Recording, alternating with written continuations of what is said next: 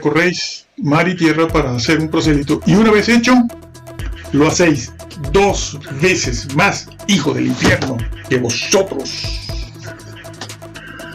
Sí, Señor. ¿Por qué? Porque has cambiado la llave de la ciencia. Me has cambiado el mensaje. Lo has dejado ahí y me has cambiado la llave. Es la queja del Señor, y a lo que Pablo se refiere en Romanos 2. ¿Qué tienen? ¿Qué les han creado? Sí, Señor. Si tú me cambias la llave de una cerradura, como empezamos a ver a partir de ahora esto, ya no puedo, la llave no entra, la llave no abre, es decir, esa ciencia que me estás dando ahora no me salva, ese contenido que me has dado ahora sobre la salvación es otra cosa, por lo tanto, no logro entrar. Amigo, le cambiaron la llave. La serie. ¿Qué dices con esta serie de los abusos espirituales? Y vamos a ubicarnos en Romanos 2. Romanos 2 para ver cómo tanto Jesús como Pablo tratan la revelación. Versículo 17. He aquí, tú tienes el sobrenombre de judío. Bueno, Pablo aquí escribe a los romanos, la iglesia en Roma, porque en esa iglesia habían gentiles, prosélitos y judíos, lo que hoy conocemos como... Pero vamos a ver cómo actuaban ellos entre los cristianos gentiles en la iglesia cristiana. Se reunían el domingo. Con los cristianos se reunían el domingo. Cuando estaban en la sinagoga era el sábado. Y con el tiempo... Al pasar el tiempo, pronto, ya en el año, a finales del siglo I, ya se reunían el día domingo, como atestiguan todos los documentos. Seguimos adelante. Y entonces dice, conoce la voluntad. ¿Por qué la conoce? Porque conoce el decálogo, que es la voluntad de Dios. Seguiremos hablando de eso mucho. He instruido por la ley, apruebas lo mejor. La ley aprueba lo mejor. El decálogo está dicho por Pablo en Romanos. Él dice, apruebas lo mejor, eso está bien. Pablo no lo está criticando, al contrario. Se lo va a echar en cara, que sabiendo la voluntad de Dios, que conociendo la ley, que aprueba lo mejor, que instruye de acuerdo a la ley, sin embargo vive de espaldas a ella. Eso es lo que Pablo les va a criticar a estos judíos que estaban allí. Bueno, sigo.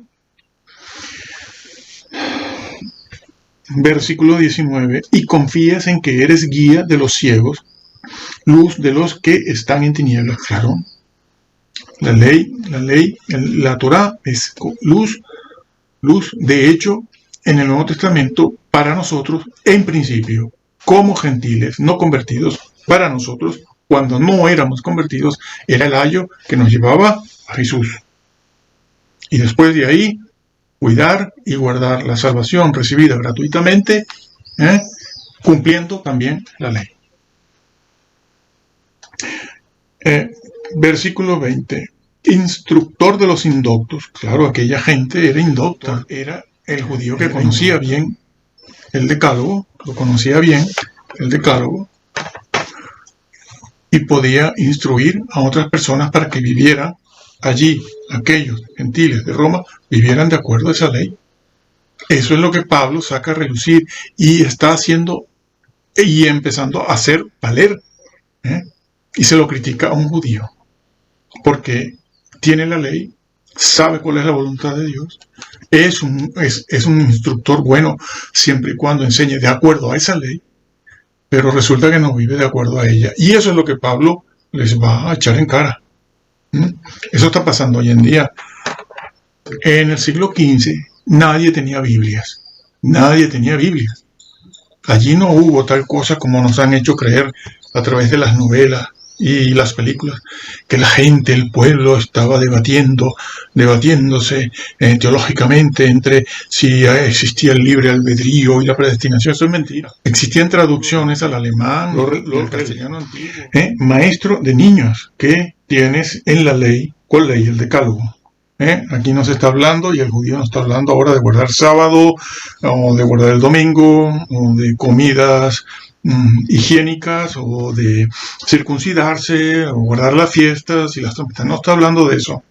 Ni Pablo, ni se está refiriendo a este señor judío en esos términos, sino hablando del decálogo, instructor de niños. Y además es muy clara la frase que vamos a desgranar ahora, que dice: tienes en la ley ya lo dijo, forma de la ciencia y de la verdad. Ya está, ya lo dijo. Ya se puso en evidencia, ya no hace falta más. Entonces, tiene en la ley, tiene eso, y vamos a ver qué dice, qué más enseña tanto Pablo como Jesús acerca de esa frase, acerca de lo cual de esa frase. Sí, seguimos viendo que el mensaje que se ha traído a la iglesia es el mismo del antiguo. ¿Qué cambia? Bueno, que ya no hay que matar más corderos, y que el sacerdote ahora es uno, que es el mismo Hijo de Dios. O sea, la única diferencia, y que por lo tanto, además, el velo se rasgó, ya no necesitamos un santuario como el Templo de Jerusalén, y tampoco necesitamos todas aquellas leyes de naturaleza ritual y ceremonial que se tenían que cumplir, se tenían que realizar para todo lo que giraba alrededor del santuario, lugar santo, lugar santísimo, los sacerdotes, y alrededor del hebreo, del israelita, que quería ir a ofrecer una oveja en el holocausto, o como holocausto. Todo eso desapareció, no hace falta. Eso es lo que desapareció, el resto no. El mensaje de salvación no desapareció. Y estamos viendo que el decálogo, la ley, es vigente. Pablo, con estas afirmaciones, echa la responsabilidad, pone un peso de responsabilidad muy grande, muy fuerte sobre estos judíos en la iglesia cristiana en Roma. Porque ahora pasa a decir qué es lo que pasa. Y porque Pablo le dice: sí, tú tienes la ley, tienes el decálogo, conoces la voluntad de Dios, sabes cómo se tiene que conducir y agradar a Dios. Lo sabes, maestro, eres un doctor, conoces la voluntad de Dios. Y dice eso, que tienes en la ley la forma de la ciencia y la verdad. Tú, pues, que enseñas a otro, ¿no te enseñas a ti mismo? ¿Con qué? Pues con la ley de la que viene hablando.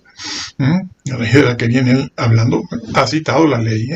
No hace falta intuirlo ni deducirlo por inferencia lógica.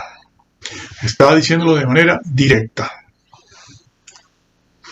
Tú, que haces esto, no te enseñas a ti mismo. Tú que predicas que no se ha de hurtar, hurtas. ¿Eso qué es? Pues una de las... Sí, porque si son capaces, hasta que no llegan aquí no se dan cuenta. Dicen, no, eso no es la ley. Pero si está citando varios, dentro de esos varios preceptos. Acaba de hablar de hurtar. ¿Cómo dice usted que no? ¿Cuántos años tiene usted en el ministerio? Porque prácticamente esto no le pasa solo. Es claro que el señor Pablo se está refiriendo a eso, porque dice, hurtas, y el versículo 22 dice, tú que dices que no se ha de adulterar, ¿adulteras?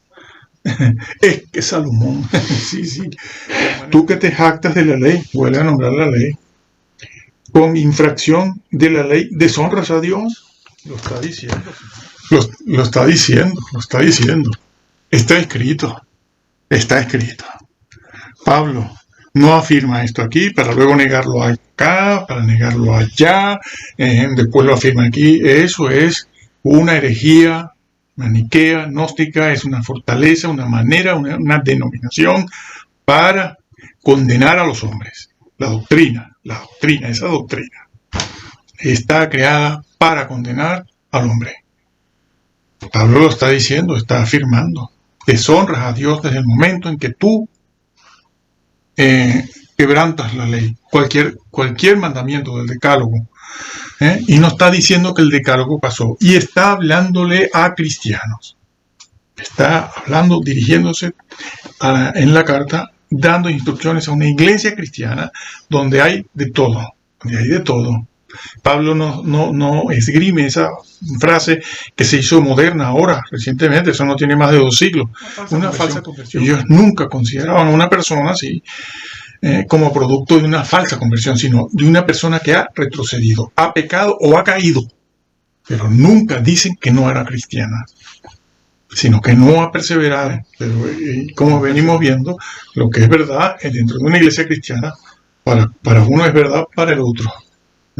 Es un judío que conoce la ley, debería ser un instructor y dar ejemplo, como vimos en el estudio pasado.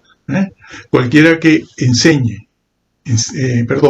haga y enseñe uno de estos pequeños preceptos o normas, grande será llamado en el reino de los cielos, si vuestra justicia no fuere mayor.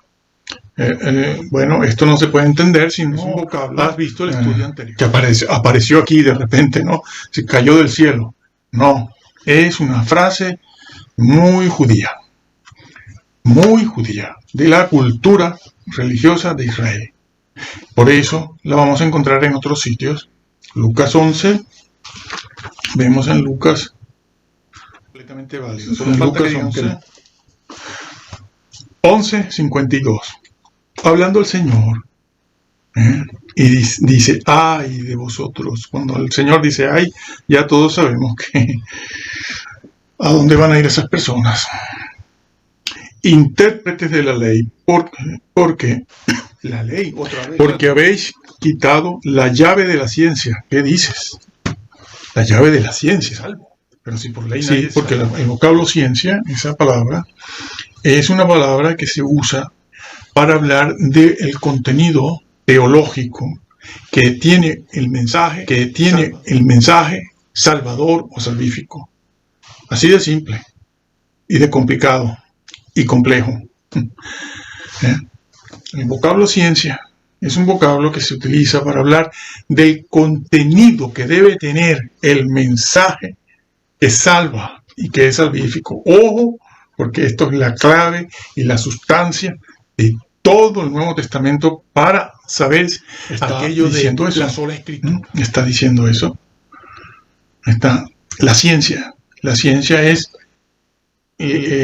las partes y el contenido del mensaje que salva, salvífico, y que te ayuda a conseguir esa salvación. Ya usó el vocablo ciencia, pero ha utilizado el Señor previamente la palabra llave. Si me cambias la llave, no entro. ¿Qué es lo que dice el versículo? Si tú me cambias la llave de una cerradura, como empezamos a ver a partir de ahora esto, ya no puedo, la llave no entra, la llave no abre. Es decir, esa ciencia que me estás dando ahora no me salva. No me salva. Ese contenido que me has dado ahora sobre la salvación es otra cosa. Por lo tanto, no logro entrar. Amigo, le cambiaron la llave. ¿Qué dice el Señor a continuación? Porque habéis quitado la llave de la ciencia. Vosotros mismos no entrasteis. Estaban entrando. Es un tiempo real. Sí, Señor. Entrasteis. Pasado un tiempo real. Y a los que entraban, es decir, el vocablo no hace falta ni que nos vayamos al griego, en este momento por lo menos, porque la traducción te lo dice todo. Esta traducción es correcta. Y los que estaban entrando en el proceso de entrar, no era que no estaban predestinados o si lo estaban. No. Usted tiene que entrar. Exactamente, estaban entrando. Claro, estas personas no pueden entrar aquí a ver esto. Por eso, pero el Señor está diciendo que estaban entrando, Estaban entrando y los acusa de eso, de no haber terminado de entrar. No pueden venir aquí con el Tulip y el señor Calvino y Lutero. No pueden venir, se estrellan también aquí, porque eso está escrito. Y cualquier creyente de banco, en cualquier denominación, que lo lea, que no esté sufriendo de esta torpeza que hay sobre la tierra, o lo lea, que sepa, si no es tonto, que sepa que después del primer paso, si no es tonto, sabe sabe que estaban entrando y que alguien se los impidió. ¿Quién? Los judíos, los intérpretes de la ley. Está dicho ahí. Está dicho ahí. Vosotros mismos no entrasteis, y a los que estaban haciéndolo se lo impedisteis. Ajá. Entonces, diciéndoles él estas cosas, los escribas y los fariseos comenzaron a estrecharle, ¿no? Jesús también está allí en Mateo 23 diciendo, bueno, aquellas acusaciones. Sí, Jesús acusa, claro que sí. Claro que sí. El hecho de que tenga misericordia no quiere decir que es amorfo, que no tiene justicia, que no es recto, que no hace valer su ley. El versículo 13 de Mateo 23 dice, mas ay de vosotros, escribas y fariseos, hipócritas. Hipócrita, entendido la palabra como se entendía en aquel tiempo, no como se entiende hoy. Porque devoráis las casas de las viudas y como pretexto hacéis largas oraciones. Claro, eran religiosos.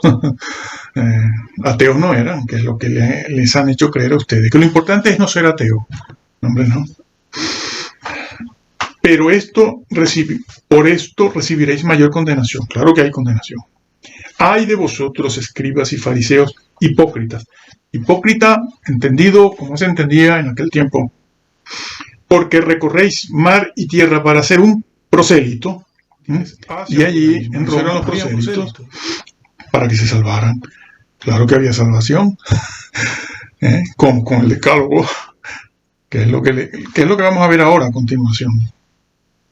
Porque recorréis mar y tierra para hacer un prosélito, y una vez hecho, lo hacéis 2 veces más hijo del infierno que vosotros. Sí, Señor. ¿Por qué? Porque has cambiado la llave de la ciencia. Me has cambiado el mensaje. Lo has dejado ahí y me has cambiado la llave. Es la queja del Señor, y a lo que Pablo se refiere en Romanos 2. Regreso a Romanos.